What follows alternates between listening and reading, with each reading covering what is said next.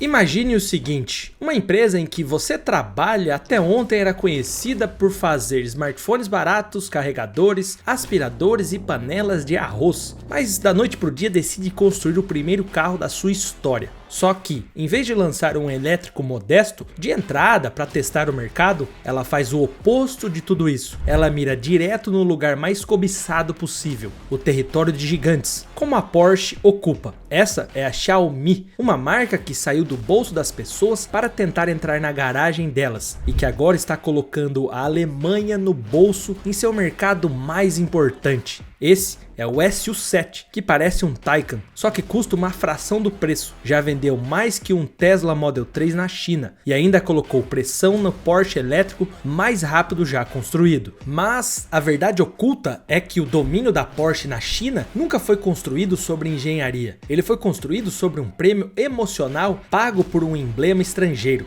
E esse prêmio era estruturalmente frágil, porque a relação entre o consumidor chinês e a Porsche tinha poucos anos de idade, não décadas. No instante em que o produto doméstico igualou a aparência e superou a substância por um terço do preço, não sobrou nada segurando aquele prêmio em pé. E no seu auge, mais ou menos 1 em cada 3 Porsches vendidos no mundo inteiro, ia para comprador chinês. Agora, bom, isso mudou. Mas a história real não é sobre essa tal cópia chinesa que deu certo. Isso seria simples demais. A história real é sobre uma empresa de tecnologia entendendo algo que os alemães, no auge da arrogância, demoraram demais para aceitar. Na China, o futuro vale mais que o passado de glórias e tradições. SU7, a cópia perfeita. Para entender o quão rápido isso aconteceu, você precisa entender o quão rápido o cenário global mudou. Em um único ano recente, quase metade de todos os carros vendidos na China eram elétricos ou híbridos. Não 10%, não 20%, mas quase 50% de um mercado nacional inteiro, mudando no intervalo de poucos anos. Essa é a transição automotiva mais rápida da história do automóvel, e ela aconteceu justamente no mercado de crescimento mais importante que qualquer marca de luxo tinha. Enquanto essa virada acontecia, as marcas chinesas domésticas subiram de menos da metade do próprio mercado interno para algo entre 65% a 70%, e as marcas estrangeiras, todas elas juntas, perderam cerca de 1/3 de sua fatia. Os nomes alemães que definiam a aspiração na China, como Volkswagen, as Mercedes, as BMWs, viram as suas vendas combinadas naquele mercado caírem por volta de 40% em um único semestre. Mas aqui está o que ninguém comenta quando se olha para os números da Porsche na China. O estrago não era exatamente sobre elétricos contra gasolina, era sobre o que a Porsche estava de fato vendendo por lá. Na Europa, o nome Porsche se apoia em 60 anos de herança no automobilismo. E essa herança é real, de glórias, com décadas de profundidade. Ela é genuína, porque você não fabrica 60 anos de história da noite para o dia. Por isso, o marketing usa como arma. Na China, a relação é bem mais nova, mais transacional, construída numa fração desse tempo e muito mais fácil de se derrubar. E Xiaomi e Huawei já tinham descoberto a única coisa que a Porsche estava vendendo que não sobreviveria a um desafiante doméstico de verdade, e construíram um produto inteiro delas em torno de atacar exatamente isso. Vamos imaginar juntos o cenário. Quando um carro doméstico é visualmente quase idêntico, tecnicamente mais rápido, mais integrado digitalmente e custa uma fração do preço. E quando a lealdade do comprador é medida em anos ao invés de décadas. Não se tem mais um diferencial, não tem nada que justifique o embrulho em torno de um carro alemão. Além da ameaça do próprio preço, todas essas vulnerabilidades citadas ilustram o SU7 e o porquê ele foi construído. E tem outra parte que soa como ficção científica, só que ela já aconteceu no cronômetro. O primeiro carro de uma fabricante de celulares foi até Nürburgring, a pista mais mortal do mundo, o lugar onde a Porsche prova suas máquinas há gerações e marcou o recorde de volta para um carro elétrico de produção. O recorde foi marcado pela versão topo de linha, a trimotor de ponta, uma máquina diferente do carro de 30 mil dólares que vende a centenas de milhares na China. Esse topo de linha cravou uma volta de 7 minutos e 4,957 segundos em Nordschleife, batendo o Porsche Taycan Turbo GT, na sua configuração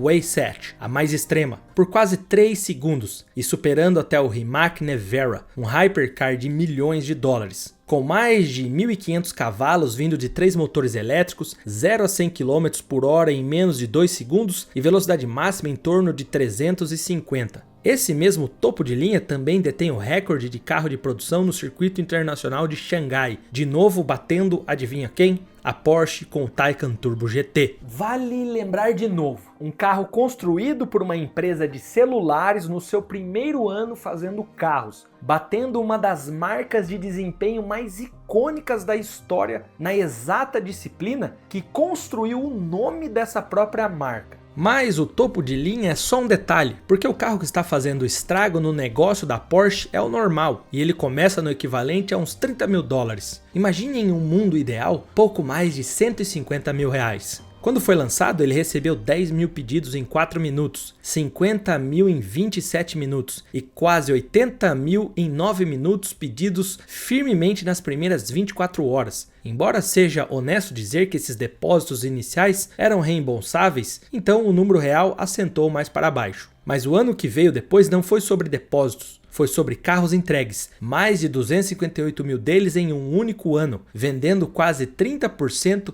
mais que o Model 3 na China. E algo que espanta ainda mais, esse carro foi de uma decisão até um produto pronto em cerca de 20 meses, enquanto as fabricantes ocidentais costumam levar minimamente 40 para um projeto começando do zero. A empresa de celulares não venceu esse prazo com mágica, ela se conectou com uma base de fornecimento que já existia, a maior fabricante de baterias do mundo para células, uma fabricante estabelecida para montagem, uma respeitada firma de engenharia europeia para o protótipo de pista. O fundador Lei Jun prometeu 10 bilhões de dólares ao longo de uma década, colocou milhares de engenheiros no projeto e chamou aquilo de a última grande empreitada da vida dele. Nas palavras dele, fazer carros é extremamente difícil, até um gigante como a Apple desistiu disso. Então hoje, cada pessoa que ainda persiste em fazer carros é um herói do nosso tempo. Pense no que isso de fato reflete na prática, porque o tempo de volta, a potência, o recorde, tudo isso é a parte que vira manchete, mas nunca foi a arma de verdade, já que a arma de verdade é o que acontece quando você entra no carro. Para um comprador chinês hoje, o carro não é transporte, ele é a maior tela da vida dessa pessoa, uma extensão do celular que está no bolso dela e da casa em que ela mora. Então imagine a cena, você senta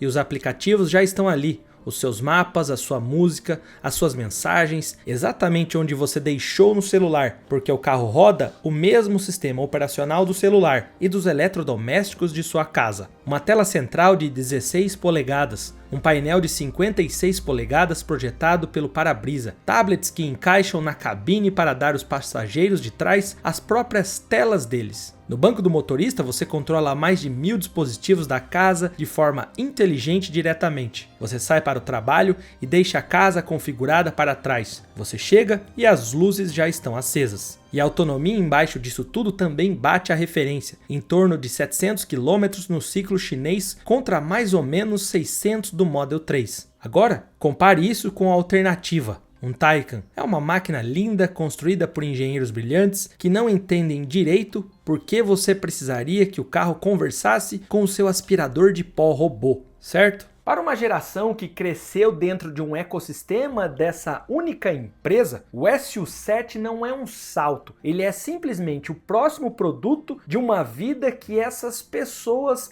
já vivem. Não é só transporte, não é só status, é uma identidade digital sobre rodas. E é por isso que as marcas alemãs conseguiam crescer os números absolutos de venda e ainda assim estarem sempre perdendo. Elas corriam o mais rápido que podiam e ficavam cada vez mais para trás, porque o que estava sendo vendido contra elas não era um motor melhor, era uma vida melhor que o comprador já possuía. Porém, aqui está o que essa narrativa conveniente deixa de fora, porque a Porsche não é o tipo de empresa que entra em pânico. ela merece ser levada a sério. Diante disso, ela não saiu cortando preço numa liquidação desesperada. Ela escolheu recuar em ordem, fechando cerca de 1/3 de suas concessionárias naquele mercado, puxando de algo perto de 150 para algo mais próximo de 80. Ela trocou a liderança que tinha no terreno, está construindo um novo centro integrado de pesquisa e desenvolvimento dentro da China para chegar mais perto do que esses compradores de fato querem. E no curto prazo, está se apoiando de novo nos carros a combustão e híbridos que ainda oferece lealdade, em vez de perseguir a guerra de preços elétrica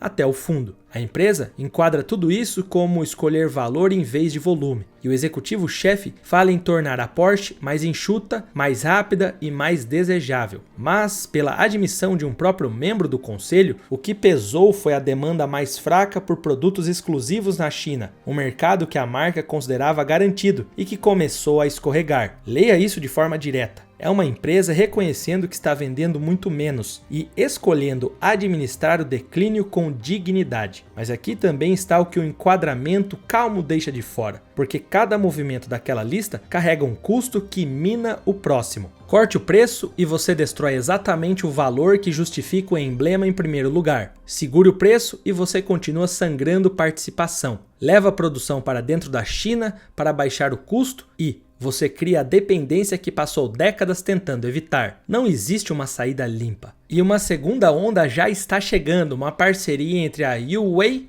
ou Huawei, sei lá, chama como quiser. E uma das maiores montadoras da China produziu um sedã com um perfil quase idêntico ao do Taycan, com assistência avançada de direção e autonomia passando de 900 km pelo equivalente a cerca de 33 mil dólares. Um Taycan dentro da China custa por volta de 4 vezes isso, ou seja, 4 SU7s pelo preço de um Porsche. Agora a parte honesta, porque essa história tem buracos reais e fingir que elas não existem seria desonesto da nossa parte. Os recursos de direção inteligente que sustentam o discurso chinês inteiro levaram um golpe sério quando um acidente fatal envolvendo um desses carros matou 3 pessoas, com o veículo em modo de direção assistido pouco antes do impacto. E isso furou parte da confiança justamente na tecnologia vendida como futuro. Existe uma pergunta justa sobre quanto disso é engenharia genuína e quanto é montagem inteligente, dado que aquele prazo de 20 meses se apoiou pesado na base de fornecimento já pronta na China. E aqueles pedidos de lançamento de manchete, os 50 mil em 27 minutos, carregam depósitos reembolsáveis, um número de vendas concretas que pode muito bem cair. E os críticos apontam para tudo isso, e eles têm razão de apontar. Mas os números que mais importam não são os que estão em disputa. 250 mil de carros entregues em um ano não são depósitos reembolsáveis, são vendas firmes e venderam mais que um Tesla Model 3, o que o mundo paga a pau. O recorde de volta se apoia em um cronômetro verificado, não em um comunicado de imprensa. Ainda que valha registrar com transparência que a Porsche depois voltou à pista e retomou o recorde com uma versão ainda mais extrema do Taycan, o que só prova que ela não vai aceitar o segundo lugar de braços cruzados, mas tomou e sentiu a pressão. E a virada de participação para longe das marcas estrangeiras é estrutural, sustentada e sem nenhum sinal de reversão. O que deixa uma pergunta pairando sobre tudo. Pode uma marca cujo valor inteiro se apoia em uma herança sobreviver em um mercado que decidiu que herança vale muito menos que tecnologia e preço? E aqui uma reflexão que não estava no script, é quase um desabafo. Eu vejo muita gente comentando em posts do Instagram ou até de vídeos no YouTube sobre a invasão dos carros chineses em mercados. Pare de ser chucro e tenha consciência de que isso é muito bom. Você não precisa necessariamente comprar um carro chinês se você não gosta, mas a presença deles faz com que todos os concorrentes que estavam em zonas confortáveis e até usurpando e abusando de preços naquele Volkswagen Polo, aquele Fiat sei lá o que, Renault Kwid, essas porcaria desses carros tendem a baixar o preço. E isso quem ganha é o povo. Você que gosta dos tradicionais, você vai continuar comprando tradicionais com um preço muito mais baixo. E você que quer apostar na tecnologia chinesa, também vai poder fazer isso. Então, pare de ficar brigando e falar que carro chinês não presta, que carro elétrico não presta, etc e tal. Isso é um debate vazio e quase que chucro ignorante. Abrace o mercado e todo mundo vai ganhar com isso. seja você que quer ficar mantendo nas marcas tradicionais, você que gosta de carros chineses. O preço de todo mundo vai cair. Inclusive essa pouca vergonha de estacionamentos aí pelo Brasil inteiro, vendendo carro 2010, 11, 9, 8 por mais de 30 mil reais. Isso é loucura, isso é insanidade, não deveria existir nunca. Por exemplo, qualquer carro abaixo de 2010 nos Estados Unidos da vida custa 5 mil dólares no máximo, seja um Mustang, um Honda, um Toyota. Só que no Brasil que se vende Fox 1.0